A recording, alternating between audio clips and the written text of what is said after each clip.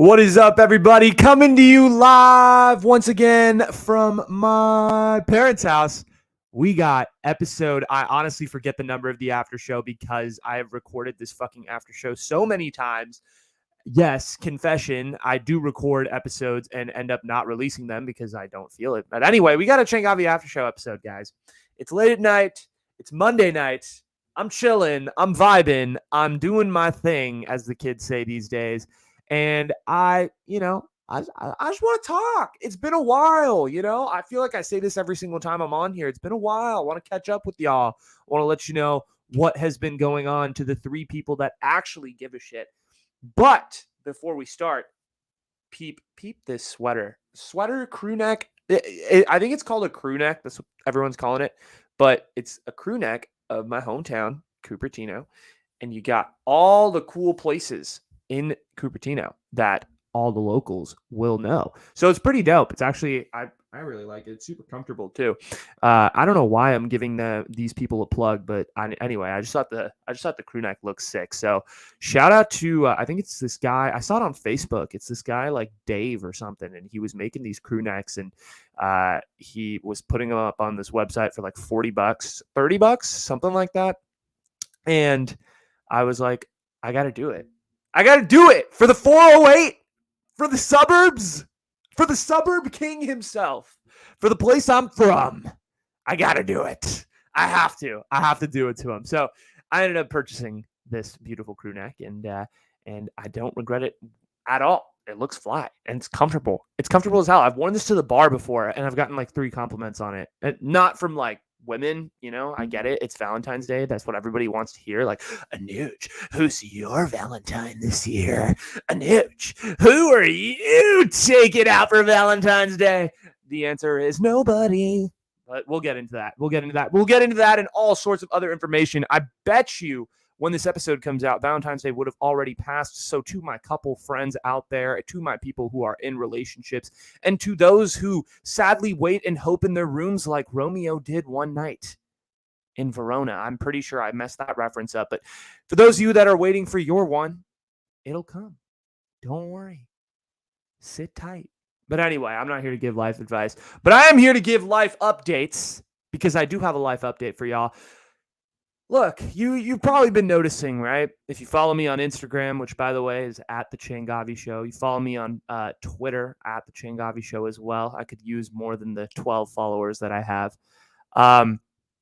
You would have known that I've been posting daily matcha. I'd been posting a lot more TikToks, a lot more content. I was at home. I was grinding the content. It was a grind, and I was just posting a lot because I had a lot of time on my hands, and the elephant in the room was Anuj is unemployed. He doesn't have a job. So the only 2 things he can do are A, do school, which like, who the frick wants to do that?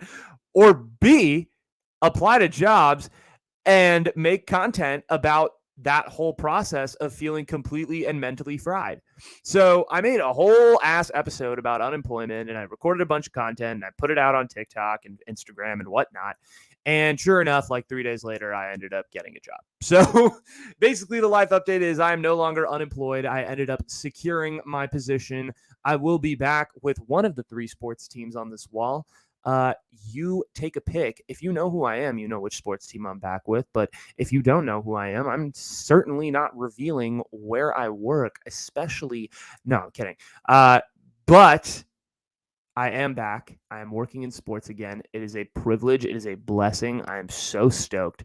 Cannot wait for this year. There's a lot more to come. There's just a lot of stuff going on in regards to content and things of that nature. It's the beginning of baseball season, and so as a result, there's just a lot of excitement in the air, and there's a lot of there's just a lot of things to do and excitement as to like what's going to happen. It's a new year. It's fresh faces in spring training. Like who's going to look good, who's going to make the opening day roster. It's all starting. So I'm just super excited to be back with the team in orange and black up there. And I can't wait for this ride. It's going to be super exciting. I've said exciting like 19 times, but I really cannot find any other words to quantify that I'm just pumped. I'm pumped to be back. I'm excited as a Bay Area boy. It is dope to be repping the home team once again. And let's see what happens. I'm excited for the year. I'm excited to be back. And that's my life update. I'm no longer unemployed, guys. Anuj Changavi is no longer on the market. He may be on the market in other facets of life, aka dating, as we will get into in a bit. But he is off the market in the career side of life.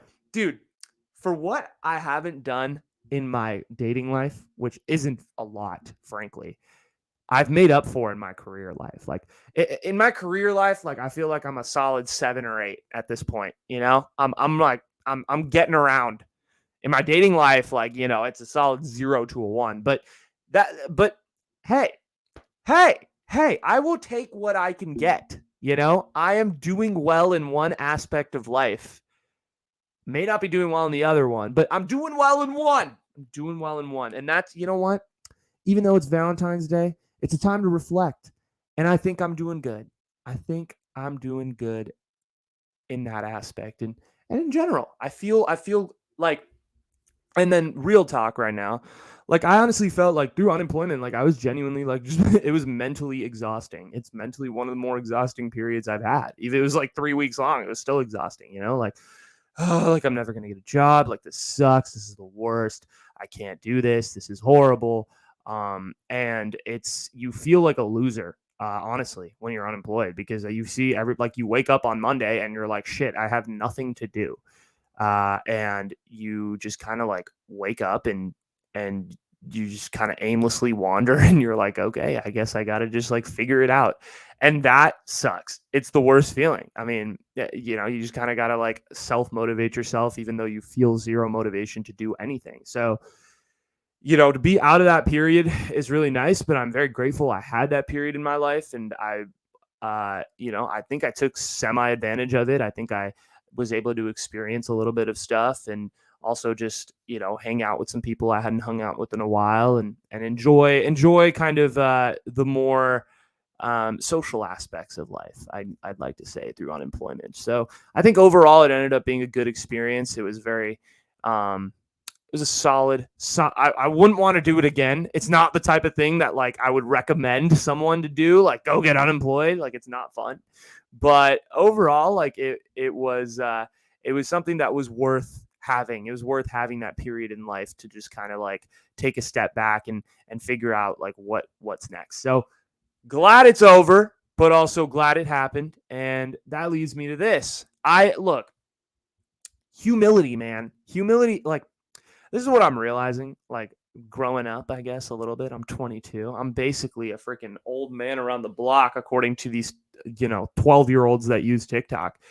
But I feel like, honestly, I see this a lot with people my age. A lot of people my age are really confident.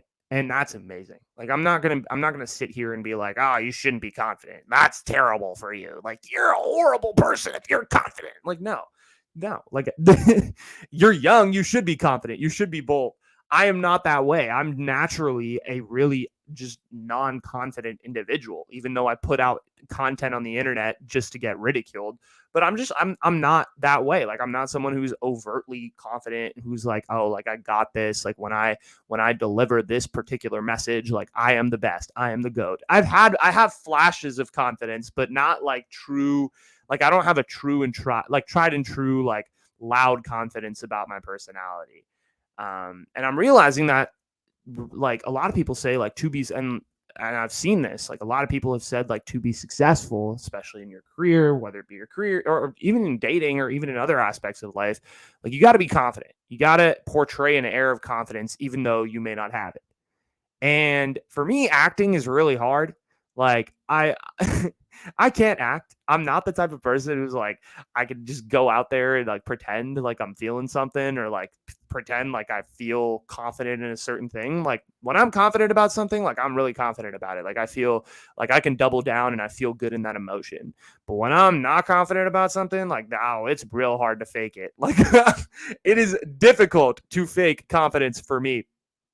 But what I've been learning, especially like being young in my career and like still very, very, very new in this kind of social media sort of whatever I'm doing, is to be humble. Be humble and be kind. I mean, I've I've been in, my career. Like I've just been working since I was 18. And I've encountered a lot of different types of personalities in the workplace, whether it be, at the pizza place or working for the sports team. Like there's a lot of different personalities that you encounter. And in the pizza place, like you would encounter people that would get up in your face and tell you to fuck off and say that you suck at your job and would tell you right to your face. And it would suck at times, but also you would realize that they're being dead honest. They just are saying it in a much more blunt tone that you probably can say in a white collar workplace. And it's like and I've felt this, like honestly, like working those gritty service jobs, like as when you're younger, like really, really enforces character in you for the rest of your career. Like you can put up with a lot of shit. Like if like that's what I've always felt. I've seen it with like a lot of other kids who didn't work those retail jobs, because obviously like I grew up in a pretty well-to-do suburb, so a lot of kids just go to college and then their first job is when they're 22. And they go right into like a tech company and they struggle with the expectation. They struggle with the fact that like, oh, like you need to do this a certain way or do that a certain way. They struggle with hard bosses and things of that nature. And they think, and that's where I think Gen Z and millennials get this nature of like, or the stereotype of being entitled and being, wanting something. But I think it's just more so like you haven't gotten the reps in yet, you know? And I'm gone on a complete tangent. I was talking about humility, and now I'm talking about how millennials and Gen Z are looked down upon. But anyway, look, I think it's important to be humble and nice in the workplace. Like you never know what anybody's going through. Like that's just my mentality, especially when it comes to work. Just be humble. Like when you do something good and it gets shouted out in the workplace capacity, like I'm giving you good workplace advice right here. Okay. But when something gets shouted out and it's great and it's like, yeah, like, wow, like you did a good job. Like keep it humble. Just like, no, man, it was all the team. And it's true. Like I don't like at 22, I don't feel like I do anything like particularly that well in my career. I think I do things well, like good. Like I think I'm a good professional, but I think there's a lot of room for me to grow. And I think that's fair. I'm young. Like I'm not a fully finished product that you can plug in right now. Like I'm someone that I could use a few more reps, a few more years of life experience, of everything. Like I think that's every 22-year-old in America. But I think being humble as a 22-year-old and being like, even when like you may be succeeding and doing really well in your career, like just be like, yeah, I'm doing well, but like there's still a long way to go. There's still a lot of growth to be had, and there's still a lot of things to be done. Even with podcasting, like I do something good, I make a good piece of content. People are like, that was great. Like keep it up, keep going. Like that was amazing. Like I'm not going to be like revel in that one piece of content and be like, oh my God, it was the greatest piece of content ever created, and that's it, I'm done. No, my thing has always been stay humble, stay grounded. Like you can't get too high, you can't get too low, like in any industry that I'm in, really, because I'm in either social media or social media in my personal life. So, whatever it is, like I've always felt that like you get punched over and over again. Like just keep treating it like you get, like even when you do something well, like treat it like there's room to grow, because there always is. And that's just been my new attitude and my new look on careers, I guess, through these last couple of years of working, is just keeping humble and also just being nice to people around you. There's a lot of assholes in the workforce, right? And like I've encountered a wide variety of different personalities and people who I just don't entirely get along with. But when you're in the workplace, you kind of got to grit your teeth and you're like, yeah, this is great. Yeah, we're all one big happy family. But like, and in the back of your head, you're like, God damn it. Like, I fucking hate this. Like, I want to like punch the wall. But I guess that's a life skill and you got to learn that. So I'm learning to just be nice, be humble, keep your head down, work hard. I'm giving extremely cliche advice, and I feel like a dad, and I'm 22 years old. So let's get off this topic and let's get into sports fan behavior, because listen, there's been some blasphemous behavior that's been taking place with the with sports fans recently, and I'm here to talk about it. Okay. Like I'm a big sports fan, as you can tell by my background, as you can tell by someone who has avidly talked about his various sports teams throughout the many episodes of this podcast. I'm a big sports fan. I'm a big believer in sports of unifying people, bringing people together, being the one unifier that brings class. It doesn't matter what class you are, it doesn't matter what race you are, it doesn't matter what religion you believe in or what, you subscribe to, whatever. It doesn't matter. Like you can come together and watch a game with the most eclectic group of individuals and you all still come out of it being a fan of a certain team. And I think that's the beautiful part about sports. But I also think there's a really shitty part about sports. And I think there's shitty part about sports is the fact that there's a lot of fans out there that are complete and utter pieces of crap in that they are just like the way that they handle particular situations. I mean, I hate to be this guy.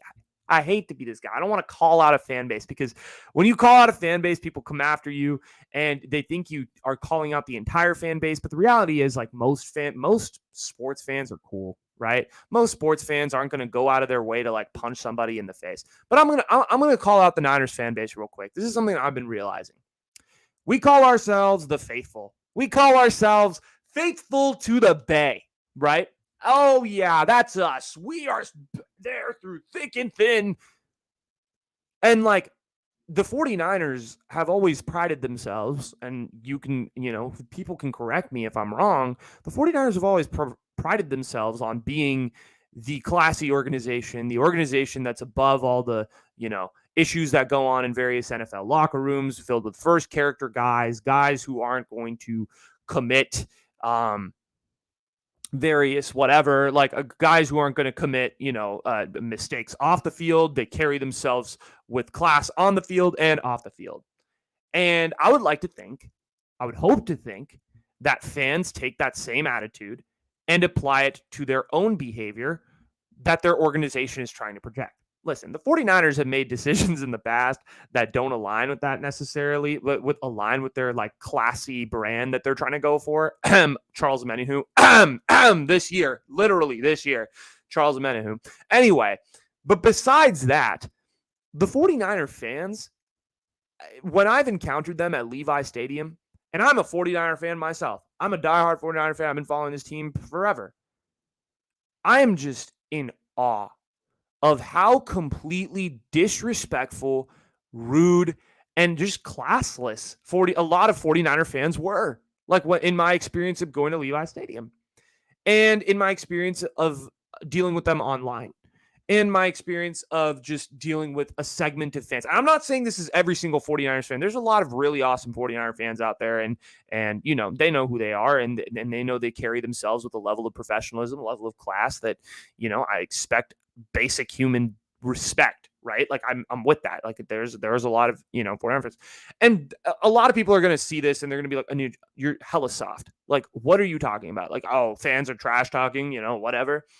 Like, look, I'm all for trash talk. I'm 100% for people going in your face and, when you win and being like, oh, we won. And, all the trash talk, like trash talk and banter is fine. And I think it's a cool part about going to a sporting event is that you are surrounded, like, especially when you're an away team fan, you go to another stadium and, you talk shit and all that. Like, that's the fun part about sports. It's banter, it's chatter, like whatever. It's cool. But when that chatter crosses a certain line and it turns into, people looking at you funny, people being disrespectful, people pushing you, people getting into fights over, Tom Brady versus the 49ers, people throwing punches, like, yeah, fuck you. No, that's not sports fans. That's not sports fans. And the reality is, like, most of this really happens because, 49er fans in general, or 49er fans or sports fans in general, like, have been drinking since 8:00 in the morning on Sunday. And then, by the time the game's over, it's 5 p.m. and they're wasted out of their goddamn minds. So they tend to make these mistakes, but that's no excuse. Handle yourselves better. Honestly, when I went to the 49er game, like at Levi's, but don't get me wrong, I'll go on a whole rant about Levi's Stadium and about just really how crappily designed it is. But like the fans did not carry themselves well from what I could tell. You know, like I was there with a few Brady fans, and I know one that got into a fight. I know, or one that got punched. I know a few that were just not tormented, but just like absolutely like called names and said like just really just rude and disrespectful things. Like fans were just carrying themselves in a really disrespectful manner towards these Brady fans that we were with in our group. And I mean, that's just come on. Like, look, I'm all for you being like, oh, Tom Brady lost, blah, blah, blah, like, haha, like, cool, whatever. I'm with that. But like being disrespectful and like throwing shit at people and like punching and I've seen this with 49er fans. It's not just in person, but also like on the internet. They're just disrespectful. And like, I think just sports fans in general, like need to check, like, dude, you're really arguing, you're really getting heated, you're really getting pressed over like grown men throwing a ball around, whether it be football, baseball, basketball. Like you're really getting pressed over other grown men. Come on.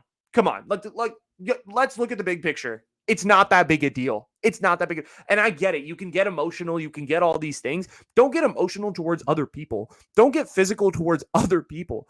Fucking mind your own business. Get emotional by yourself. Look, if you want to drink yourself to sleep if the 49ers lose, go ahead. I've done it before, right? I'm not judging you for doing that. I'm judging you for fucking going to other fans and trash talking and taking it over the line and throwing punches because you're 15 beers deep and can't control your alcohol. That's where I get pissed. That's where I get mad. And I think sports fans have just like, especially, I'm just realizing it this year that there are a lot of fans who just need to fucking like get checked. Like, what are you doing? Like, Philly fans too, like the way that they were like, I follow the morning roast. And I'm not saying it's all Philly fans. I'm sure there's a lot of amazing Philly fans who are just really, diehard guys and, people who are, people who are dedicated and people who just want to watch the game and, shake your hand when it's over, good game, and you move on, right? I'm sure there's a lot of those fans. And I'm not saying that every fan is like this. I want to make that clear.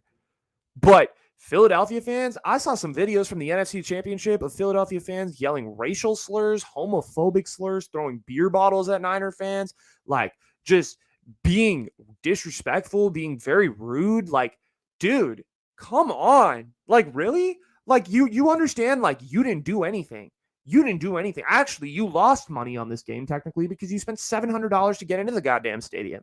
Like, what? Why are fans so like, there's a segment of fans that just pisses me off. It's like, you don't understand the game. Like, you take things too far. Why are you taking this too far? Like, why are you yelling racial and homophobic things to people over a game? Like, over a game. I get it. If you're happy, go be happy. Get pumped. If you want to say screw the Niners, right? Like, I don't care if you said it to my face. I'd be like, all right, bro, good game. You guys played better than us. We were on our fifth string quarterback. What do you want me to do?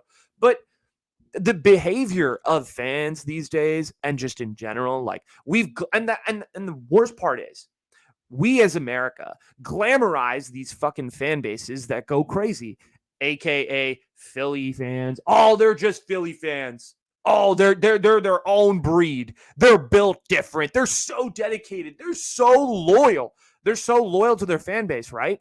Yeah, totally. Just like making their organization look like shit by yelling racial slurs at other fans. Totally. Cowboy fans, my God, such a good fan base. But look at the way they act. Look at the segment of Cowboy fans that act that way. Nah, this isn't done. Even 49er fans, my own fan base, they act terrible, in my opinion. There's a pretty big segment of 49er fans that I don't vibe with because they trash talk. Or not because they trash talk, but because they take the trash talk too far, because they say things that they probably shouldn't say. Like, and that shouldn't be said to any human being, regardless of it being a sporting event. Like, dude, yeah, like when it comes to sports fans, like, y'all just need to like check yourselves, please. Like, at the door. Like, if you are going to act like that when you drink 14 beers, don't drink 14 beers. like I don't know. I've always believed to a certain extent that fan bases are an extension of the organization, in that like these are the people that are your paying customers. They're the people that pay to get into your games, that, you know, fund the players' contracts by buying jerseys, merch, food, whatever it is. And if they're acting a certain way, like, and again, I'm not saying it's everyone. And I'm not saying that you shouldn't trash talk your other friends or other people around you that are of an opposing team. You can. Just don't be an idiot. Use common sense. If you sense that they're not really vibing, back off. Back off. Like, you don't need to like go further into them and provoke them to fight you. You do not need to take things personal and say racial slurs. You do not need to just run around, like, get physical and, you know, push and shove and like scream or raise your voice. Like, there's a certain way you can trash talk and there's a certain way you can be smart about it. It's just unfortunate that there's a lot of sports fans out there in, you know, various demographics. I know I pointed out a few, but there's sports fans in various demographics and various sports that just act a certain way, and we glamorize them, even though we shouldn't. Because they're why are we glamorizing people that are being disrespectful towards other people? Like, that doesn't make sense to me. Okay, but that's my rant about sports fans. Look, if you're a sports fan, and most people that are listening to this are probably the good type of sports fans, right?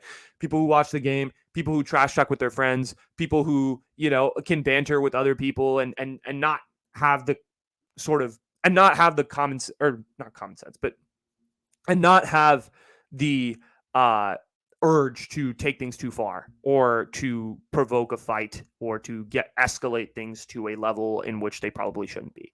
There are a lot of fans like that, who have the common sense and who know when to like back off, when to back off. Like, simple. So unfortunate. And I think the root cause of this is alcohol, to be honest, especially like in person on Twitter. Twitter and Facebook are its whole separate universes. I don't even want to talk about that. But look, just be a good fan. Promise me.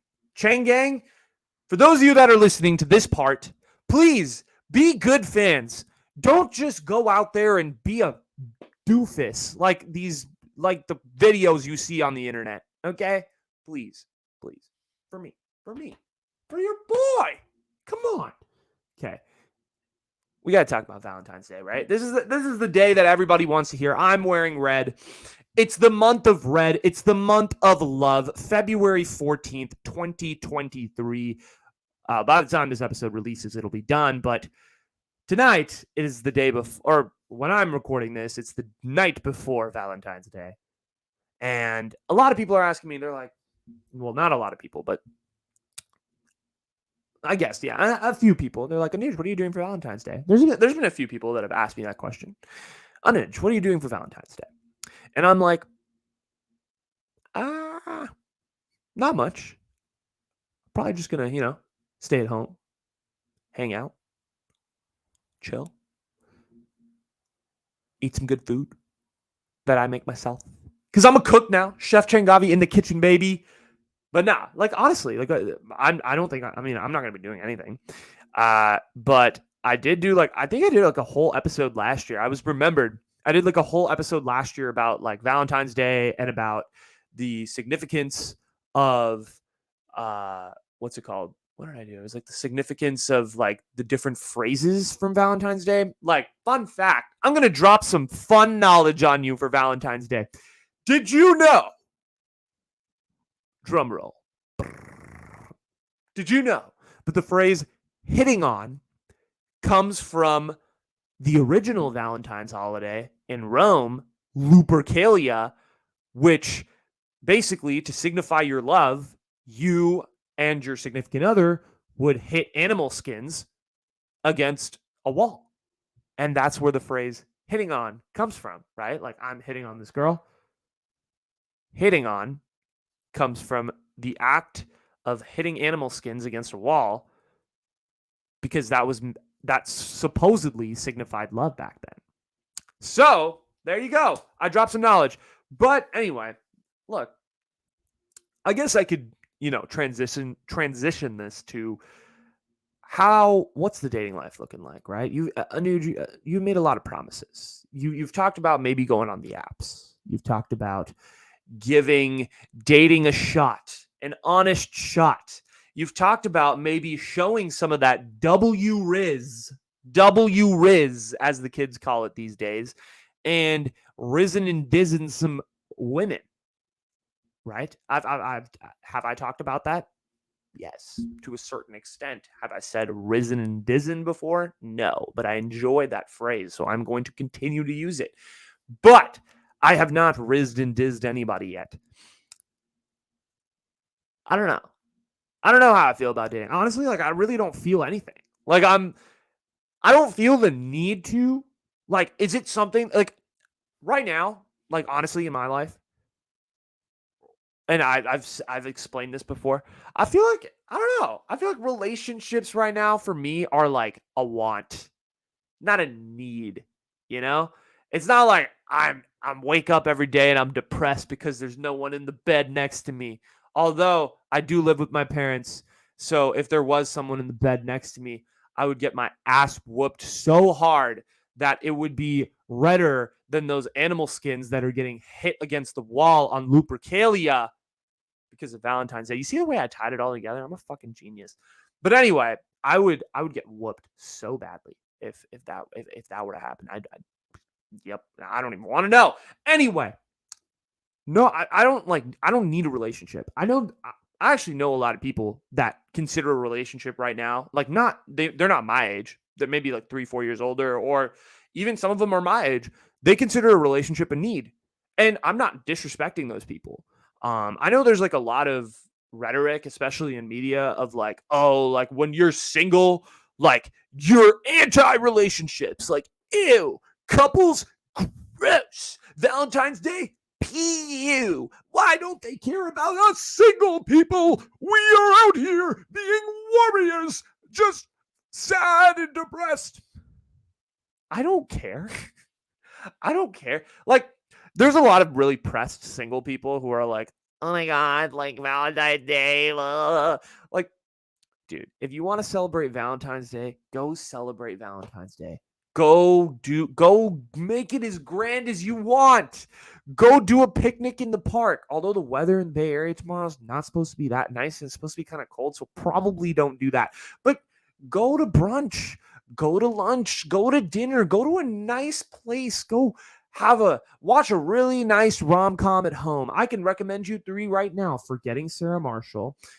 Ticket to Paradise is really good. That's available on Peacock. Definitely recommend that one. Saw that one in theaters. It's a family movie too, so in case you have family around, go watch Ticket to Paradise. Another one that you could watch for Valentine's Day, number 3, a show, or not a show, but a movie I think you'd like. I started it. It's kind of good. It's solid. It's a solid rom-com. It's Your Place or Mine. It's Ashton Kutcher and Reese Witherspoon. So like that's another one if you're in the mood for low, as the Indian people call it. Low. If you're in the mood for some low, watch those movies. Watch those movies. That's another option, right? As a single person, I don't hate Valentine's Day. There's a lot of people who like hate it. They call it a Hallmark holiday, which yes, factually the idea of Valentine's Day was created by Hallmark. Not like it was, I guess capitalistically created by Hallmark because they used the holiday to like, sell cards, boxes of chocolate, and they made a shit ton of money off the holiday. So yes, there is a certain element of commercialization of Valentine's Day, but like, I mean, you could use the commercialization to your advantage and be like, bro, let's just like do something fun, So like go do something fun with your significant other. If you're a guy, if you're a girl, if you're, whatever you are, like it's 2023. But like go have fun. Okay. Like if Valentine's Day isn't your thing, don't celebrate. If Valentine's Day is your thing, go do it up. Do it up. Have fun. Go make it a huge day for all I care. All I'm saying is this. And this is a message from a very, very, very, very single person who has nothing going on Valentine's Day. Have fun. Enjoy it. Tell each other you love each other. And for my single people out there, you can always ask your mom to be your Valentine. Because she will say yes. I will not be asking my mother to be my Valentine this year. No, I will not. I will not. I'm still holding out on hope. I'm still waiting for my romantic comedy main character moment to happen where, like, she walks through the door at when I go to grab my coffee tomorrow, and it's just like, and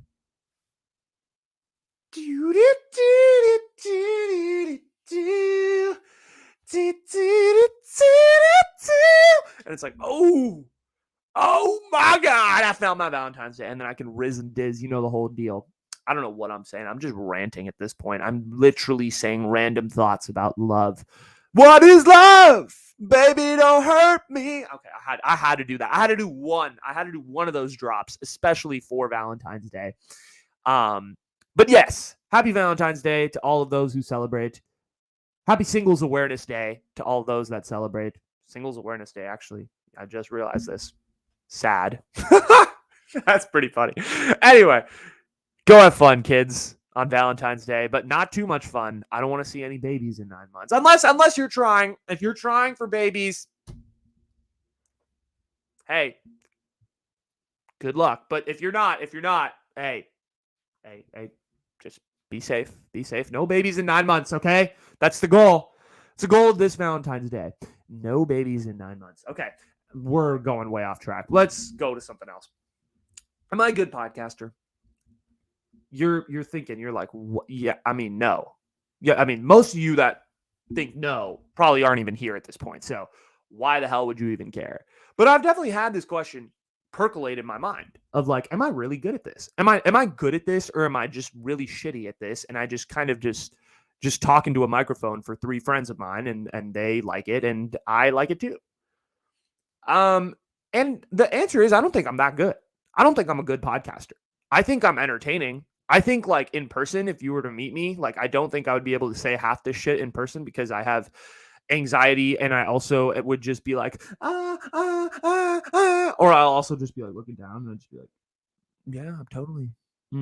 Yeah. Like, it would be like on the second or third time you meet me that, like, we would be able to have these conversations. Or maybe if I like you the first time, but I don't necessarily think like I am a good podcaster. I think good podcasters are people who I think there are people who can articulate their ideas better than me. I think there are people that can actually provide more meaningful value on a podcast than I do. And I think there are people that are just frankly like better at putting it together technically. I don't think I'm good as a podcaster. What I think I'm pretty good at is I think I'm fun. Like, I think I'm decently funny. I think I'm semi entertaining. I think if you like my personality or like my just general vibe, you fuck with my content. That's kind of how it goes with me. Is like, you have to like me, and I'm like not everybody's cup of tea for sure. There's 95% of the world is like, this guy. Like, if you were to show my podcast to 95% of the world, they look at it and be like, this guy's crazy. Like, he's insane. He's weird. He's stupid. Like, why are we listening to this? This is ear cancer, right? And then the other 5% would be like, he's weird for sure, but he's got his little thing going on. He's got his little shtick. I like it. I dig it. And I think it's fair. I think there isn't a single podcast or a single piece of content that's there for everybody, right? I mean, look at shows, look at TV shows. I hate The White Lotus, but my father loves The White Lotus. A lot of my friends, my brother likes The White Lotus, right? Like, shows are dictated towards different people. Whereas I love Survivor. Everybody in my family hates Survivor. Everybody I know hates Survivor. I genuinely like Survivor. I listen to podcasts about Survivor. Is there a problem with me? Perhaps. But like, podcasts are like TV shows.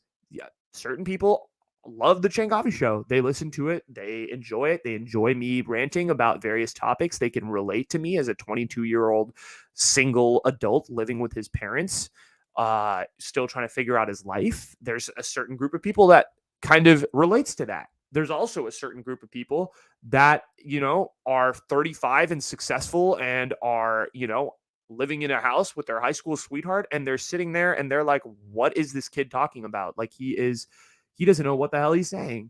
So why should I be like, I can't relate to him, and that's fine. I'm not I don't like, here's the thing. 3 years ago when I started making podcasts and started making content, I tried to make content that would appeal to everybody. And the thing I realized very quickly is that content is really boring.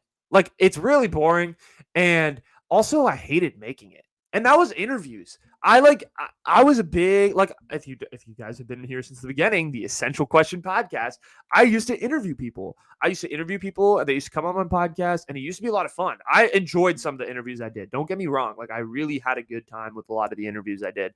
But I felt like they were getting a little stagnant. I was just interviewing and it was like, oh, asking the same question about this and about that. And it's like, okay, like at a certain point, I was like, like I want a little bit more of a free flowing conversation. And so I was like, fuck it, let me just, record. Like I rant to myself anyway, in my room. So why don't I just record it and put it on the internet? And so that's basically what I'm doing now. And that is not and I enjoy this. Do I expect to make billions of dollars off of this? No. Is there some egotistical part of my brain that thinks I can? Sure. But I enjoy it. And I'm going to create content for me, not for fucking, Marco and Chicago. I don't care about Marco. Fuck Marco. I've never met Marco before. Look, if your name is Marco and you're from Chicago, I'm sorry. But like, dude, like I'm making content for Anuj who lives in, with his parents, who enjoys this. And if there's a group of people that like me, that fuck with me, that fuck with my content, absolutely, cool. Join in, have fun. I hope you enjoy my type of stuff. But I don't necessarily expect this to be an overnight success. I don't even expect to be successful in 5 years. I might be successful in 20 years from now. But I feel like if I keep doing this, I'll get better and better. And I'll, if I keep staying dedicated and motivated, I'll something will hit.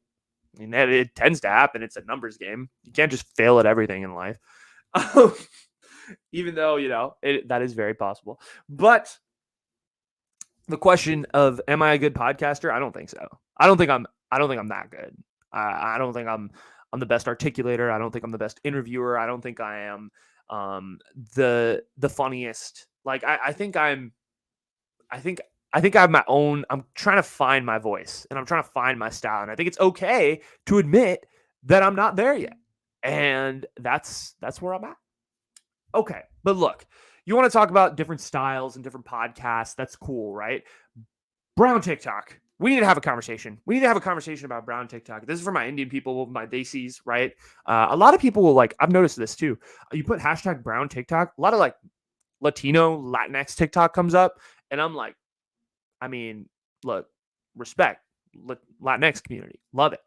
But I just can't relate to this. Why is this showing up on my feed? And I'm sure it's vice versa for them too. They're getting all this South Asian shit. They're like, dude, what the fuck is chai? I don't care about this. Where's my content?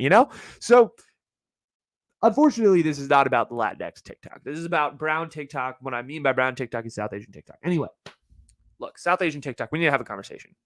Okay.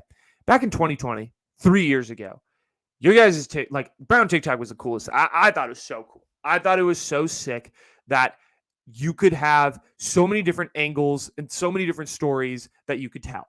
And I think TikTok was the place to do that. And brown creators were in this renaissance of creating all sorts of this different content, right? You had guys who were creating skits about family stuff and just being really niche with it. And it was dope. And you had people who were imitating Indian celebrities, Indian American celebrities. That was cool. You had people who were talking about Bollywood movies. You had people who were showing off their henna tattoo designs. You had people who were doing who were musicians. You had people who were artists. You had people who were just doing all sorts of various things that really showed the range of talent that we have within the South Asian community. That's dope. I loved that. 2020 brown TikTok was phenomenal. During quarantine, people were just kind of doing their own creative pursuits, and it was just super cool. I enjoyed seeing that. We're 3 years removed from that. And brown TikTok has frankly gotten so oversaturated to the point where it's pretty gross. It's honestly quite disgusting. I don't like brown TikTok anymore. It was cool at first. It was really cool because it was just kids doing their thing. And now everyone's trying to be the next fucking Charlie D'Amelio, and it's not working. It's not working. Brown people, it's not working. You guys telling the same story over and over again is not funny. Give me 1 second. I have to plug in my charger. But oh my God. My stupid charger. Hold on. Hold on. Technical difficulties. Please stand by. But brown TikTok, right? We're talking about brown TikTok. Oh my lord. This is L Riz right here, guys. L Riz. I'm not risen with my computer as I thought I would. Hold on.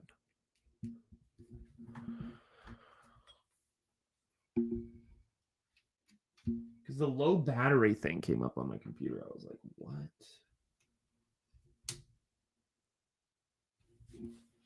Now it's not charging. What? Oh my lord, dude. Why does this always happen during the podcast?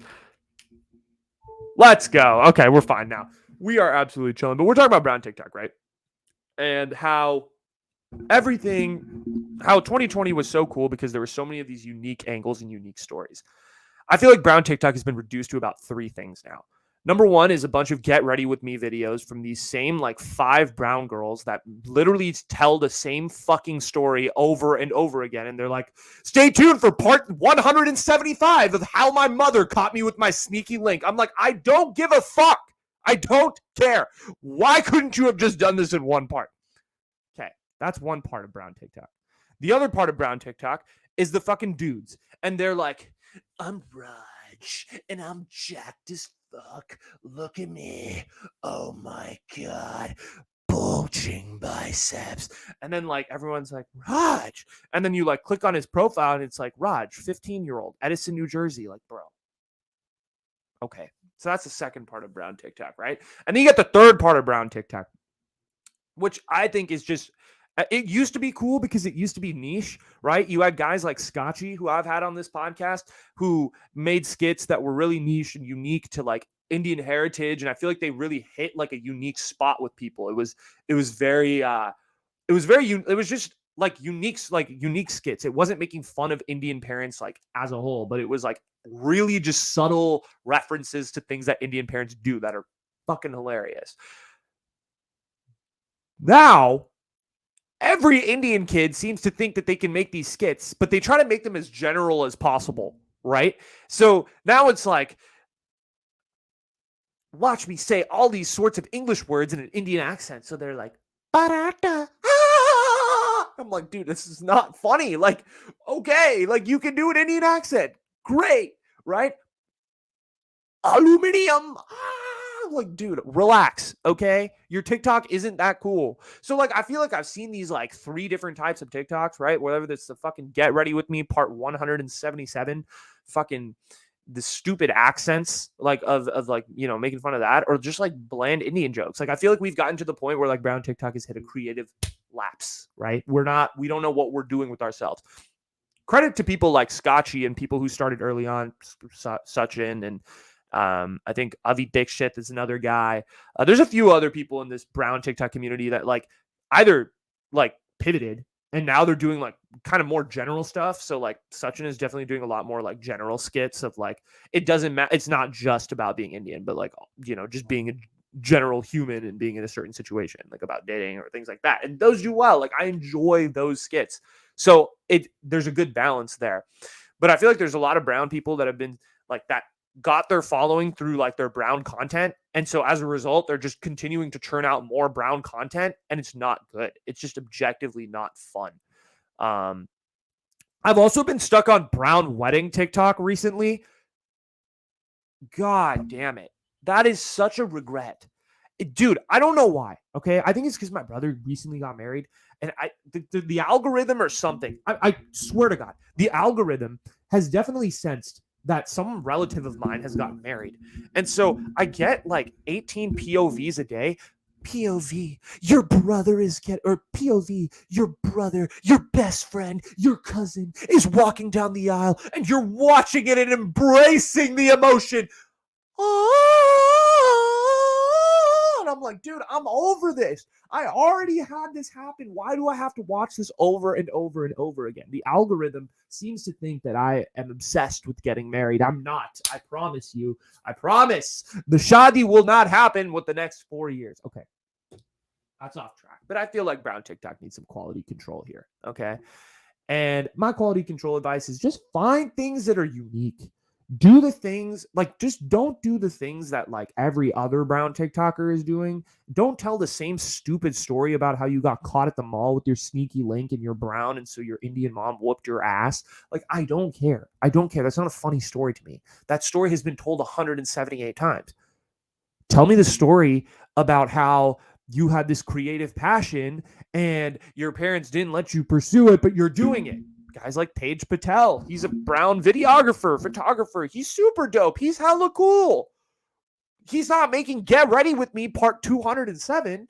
He's making cool vlogs showing his life as a videographer, and he's brown. So he's inspiring like these young kids who are probably on TikTok thinking like there's nobody who's a brown like visual artist. And they look at his profile and they're like, oh, that's cool. You know? So it's like that type of thing. Like, I don't know. A lot of brown TikTokers provide zero value to me. Look, and if you want to be a lifestyle vlog, like TikToker, I'm not hating. I'm not hating at all. Like, I think there's a lot of really cool ways you can do the lifestyle TikToks.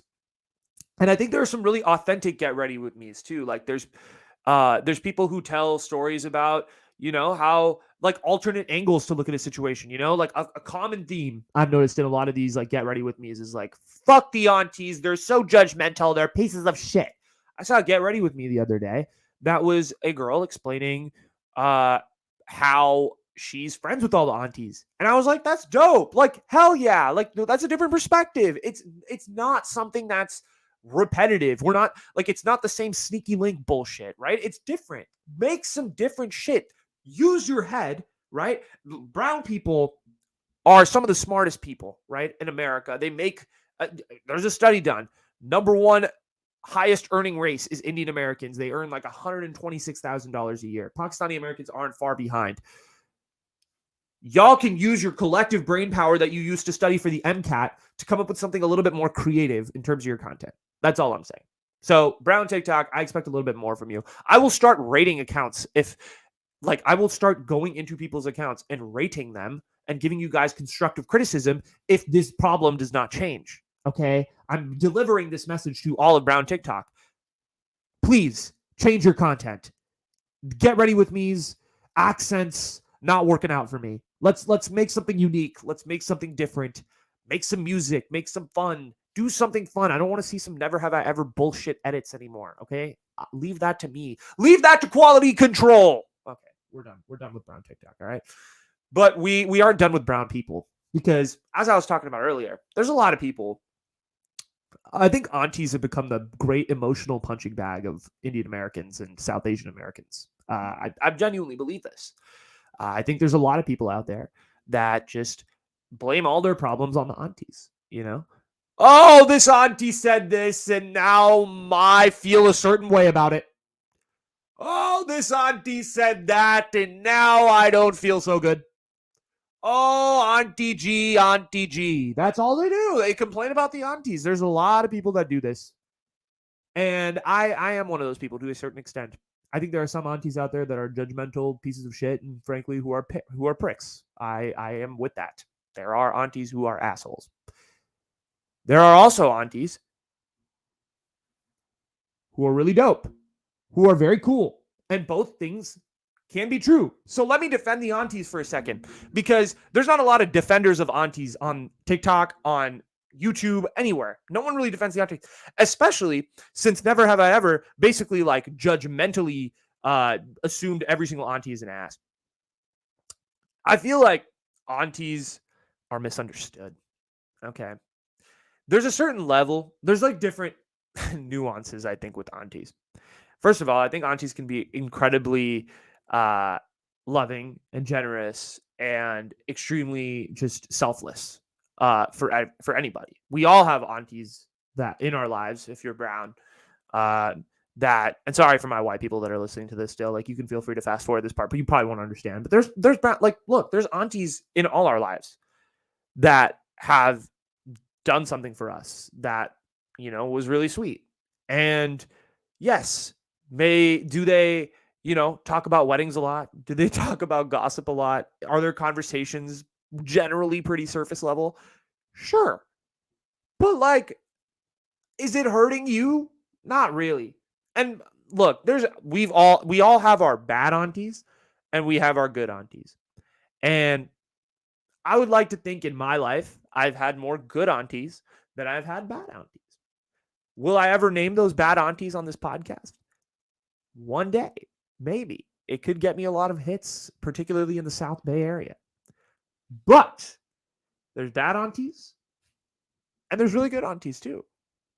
And the thing that I've realized about aunties that's interesting is that I think the more you are like, I've noticed this also with a lot of brown kids. They're really like dishonest when they talk to aunties. They change their total persona. They turn into a certain like version of themselves that's very different. It's more guarded. It's more closed off. It's more like, oh, hi, auntie. How are you? Are you doing well today? Ha, that joke was so funny. Oh, butter chicken's in the fridge? Absolutely. Like, that's what most brown kids turn into when it comes to aunties. And I'm like, dude, why do you act like you have a stick up your ass every single time you talk to my mom? My mom is not going to eat you, right? She's not going to freaking crucify you alive. Like, that's no. Like, no. Why do you act that way? So my mentality recently has been, look, I'm going to treat aunties like they're a friend, like they're an adult. They're another adult. I'm 22. They're whatever, however old they are. I'm not going to reveal their age, but they're a certain age, and they look at me. They still look at you as the kid because you act like the kid. But how about I flip it on you, and I'm like, what if you start acting like an adult to them instead of this fake personality, fake front you put on with a lot of aunties? There's a lot of people that do this. I'm not saying everybody does, but I'm saying the people who've had disjointed relationships with aunties for the most part, that view their aunties a certain way, they're not authentic. They're not real. And I get it. It takes people time to open up, this, that, and the other. Like, okay, there's arguments to it. But just be real. Be honest. Be yourself with aunties. I've noticed that when you be yourself, when you're authentic, when you're real, when you tell aunties like exactly what you're feeling, or like just not lying about certain things, or like, covering your head or whatever, like shying away from those embarrassing conversations, like they respect you a hell of a lot more, and they treat you with more respect because you're putting your opinion out there.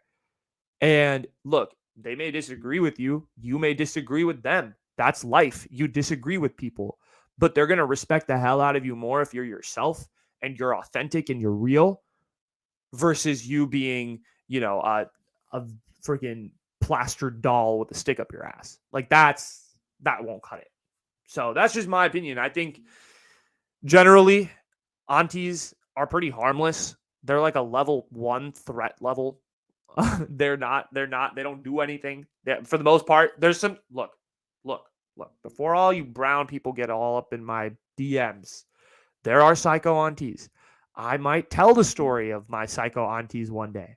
I have had aunties do things that I never thought they would, but they have. But there's also a lot of damn good aunties out there, and there's a lot of damn good people who have done a lot of really cool things for you, and it's time you appreciate those people. And that's all I'm saying. Okay. Defending the aunties. A lot of aunties actually listen to this podcast, and they're like, Anuj, you never defend us. We are always being the butt of your joke. This is for all the aunties out there that think I don't defend you. I just did a whole 5-minute segment convincing your kids, Karan, Rishi, and freaking Suhas, about why they should respect you more. So, what up, auntie? What up? Man, better not say I disrespect you. Anyway, 2020. 2020 was 3 years ago. February of 2020 was 3 years ago. This is insane to me. I feel like I have not grown at all, but I've also grown a little bit. I'm not going to talk about growth or anything. It's just, I find it insane that like 2020 was literally 3 years ago, like COVID and like that whole pandemic phase, quarantine and all of that stuff. And I've talked about how I feel like I'm the kid I'm like the last kid who hasn't left the COVID mindset, in that like I go to school completely online still.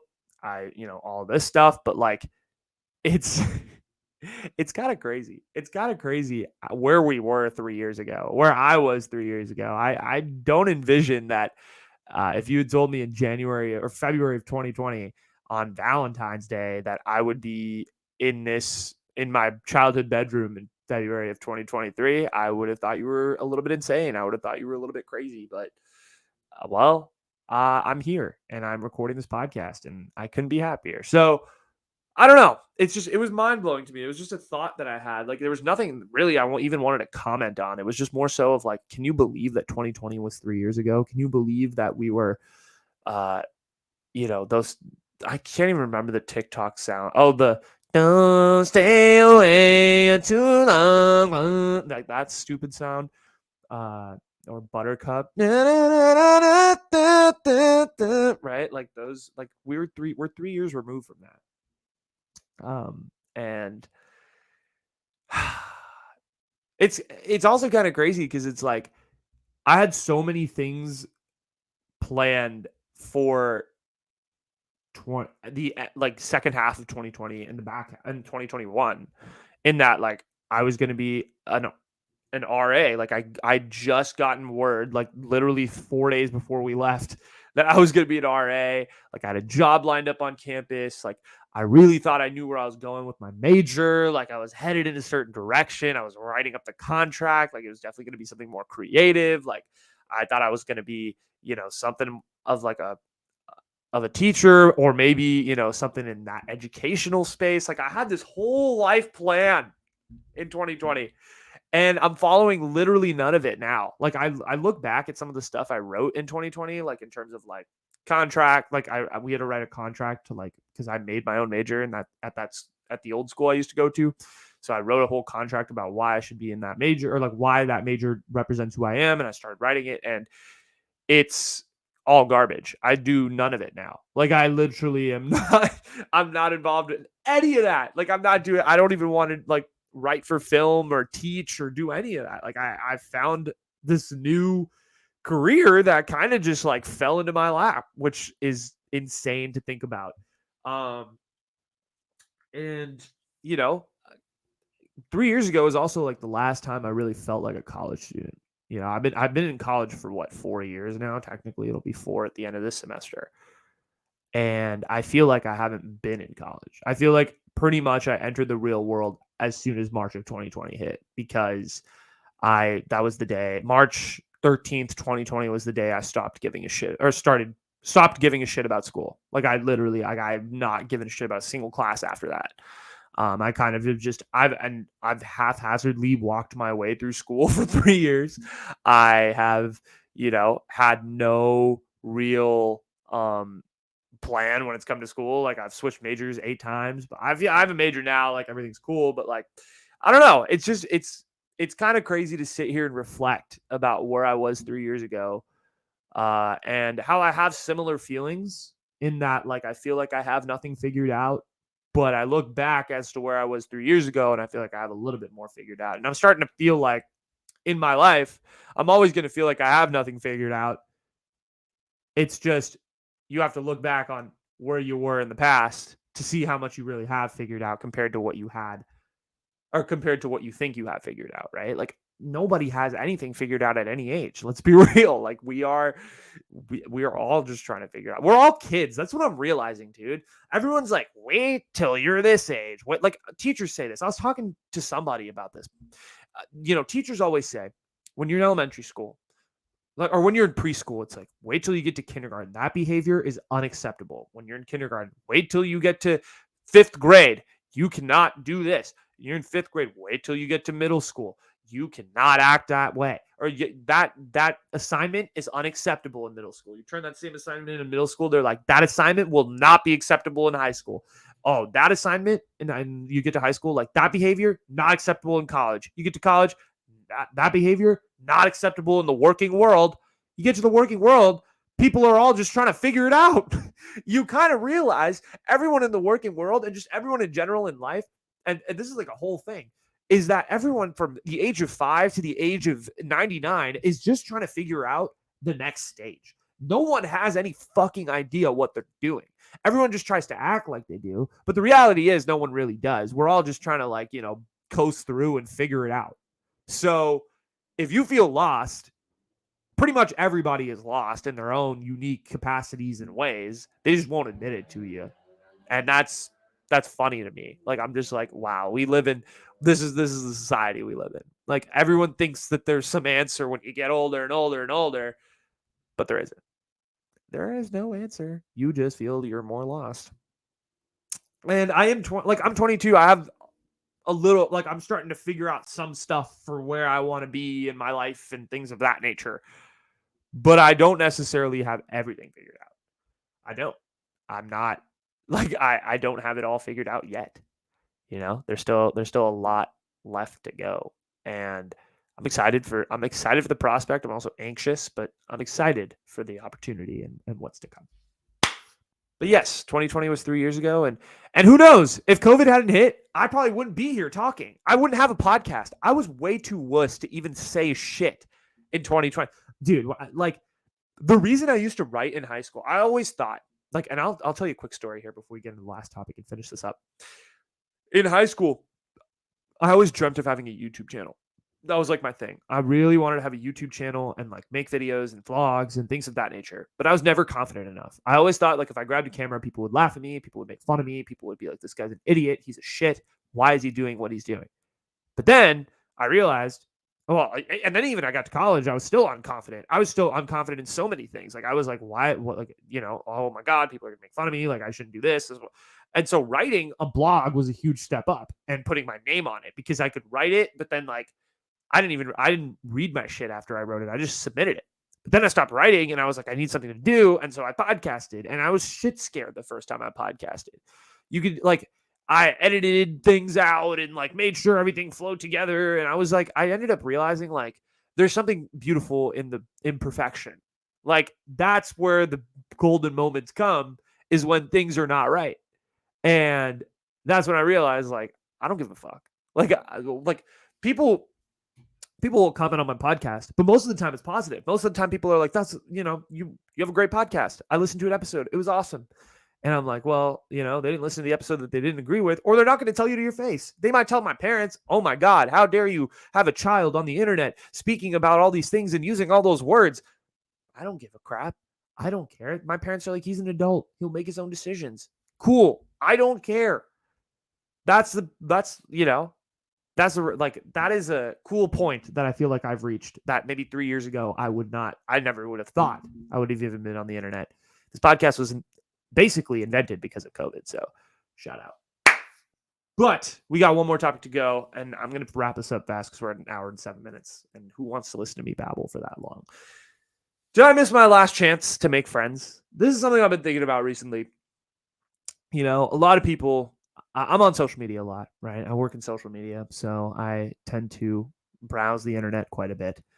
And one of the things that people talk about or a lot of the things that people post are pictures of their friends and, like Instagram stories at the club on Friday night. And I know I make fun of those people all the time. I'm like, oh, look at them. Like, did you even know? Like, oh, look at us partying, all the crazy shit I did tonight, right? Like, I make fun of those people, but like, I make fun of them because there's a teeny part of me that's like, fuck, like what, like, did I mess up?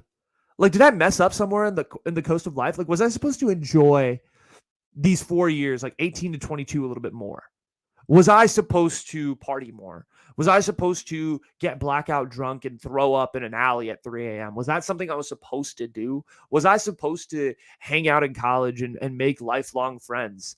Did I do it wrong? Did I do it all wrong? Like, what am I doing?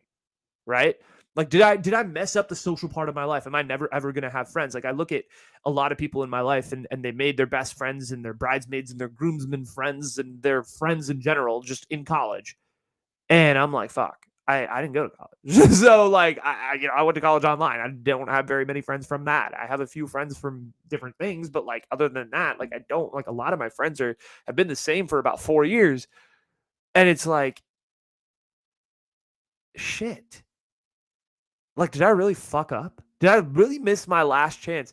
And a lot of people I think what also amplifies this issue is that on social media, you see so many people talk about like, enjoy your college years. They're the last times you ever get to feel like you're a kid again. They're the last times you ever get to meet this many people from this many backgrounds and this many this. And I'm like, fuck. Like, I didn't have that. I didn't have that. Looks like I'm not going to have friends for the rest of my life. See ya. I'm going to be alone. I'm going to be forever alone. I'm going to live in my freaking wherever and solitary apartment and just cry myself to sleep, I guess. I guess that's what I'm meant for. But I have these fleeting thoughts in my head of like, did I miss it? Like, did I frick it up? Did I frick up these 4 years? Like, did I really treat these 4 years, uh, well? Did I do something that like at 55, I'm going to be like, I did that, like I made that happen. Like I'm glad I spent 4 years building a career. I'm glad I spent 4 years. I'm glad I spent my Friday and Saturday nights working and then coming home and recording a podcast or recording a TikTok. Like I enjoyed that. And honestly, like I'm sitting here at 22 reflecting on what college has been so far, or this part of my life, because I don't really even consider classes to be a part of this. And I can firmly tell you that creating content and just sitting in my room, like I would sitting in my room on Saturday nights or sitting in my room on Friday nights or like weekday nights, even Monday nights, creating content, like this is special. This to me is a lot of fun. I enjoy this. I get such great gratification and just excitement to create this type of stuff, to just talk into a camera for an hour and 10 minutes to whoever will listen, right? This is like, I'm doing this for free. I don't get paid to do this. I don't have brand sponsorships. I don't have anything. Like, I love this. I don't love the fans or the fame or anything. If people say that my podcast is good, great. That's awesome. I'm glad you like it. If you don't, cool. I'm still going to do it. Like, the podcast and just creating content in general has given me way more joy.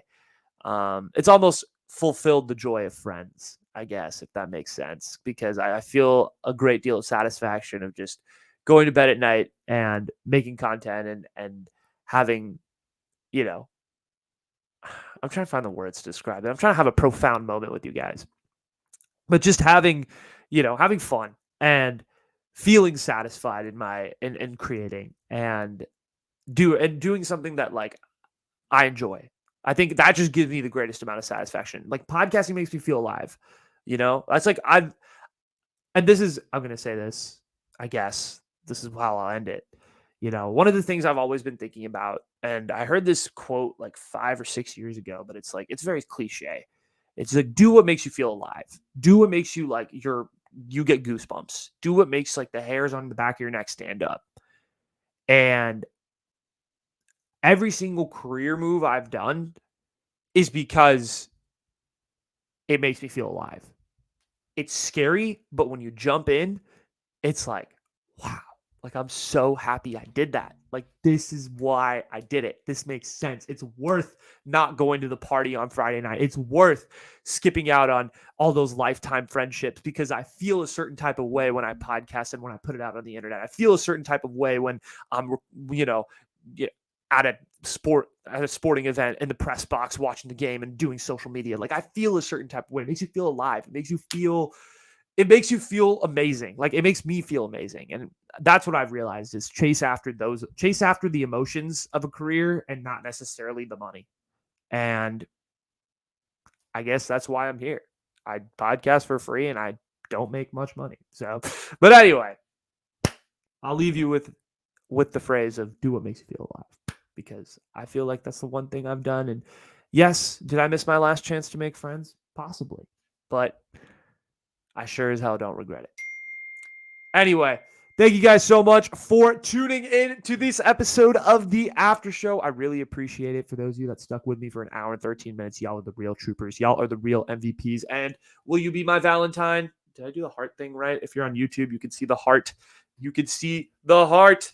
But anyway, if you guys like the episode, feel free to like on YouTube. If you're on Spotify, feel free to hit the follow button. Also, remember, I'm on social media, so go hit the follow button. Go click the link to my socials. It's going to be down below on both YouTube and Spotify. You can click the link tree and you can get to my Instagram page. You can get to my Twitter. You can get to my Facebook. I'm going to start to, I'm really bad with just being regular on Twitter and Facebook, but I will be a little bit more. I am pretty active on Instagram, so you can always feel free to send me a DM if you. I don't know why I said send me a DM, but feel free to follow me on Instagram. You'll get to see all the clips from the episode, different TikToks, things of that nature. Also, go follow me on TikTok. That's where I'm the most active. I post a lot of video clips, a lot of nonsense, a lot of fun, and yeah. So follow me on socials, like the episode, hit the follow button on Spotify. You know the drill. If you guys like this. And that's all I have. Signing off from the South Bay, from the parents' house. Thank you guys so much for listening. I really appreciate every single one of you that stuck with me to the very end of the after show. Have a very, very, very, very, very, very, very happy Valentine's Day. I hope you did, at least, because this episode is going to be coming out after Valentine's Day. I hope you have a very happy Valentine's Day. I hope love is in the air for all of you. And you guys have a phenomenal rest of your day. All right, guys, I'm out of here. Peace.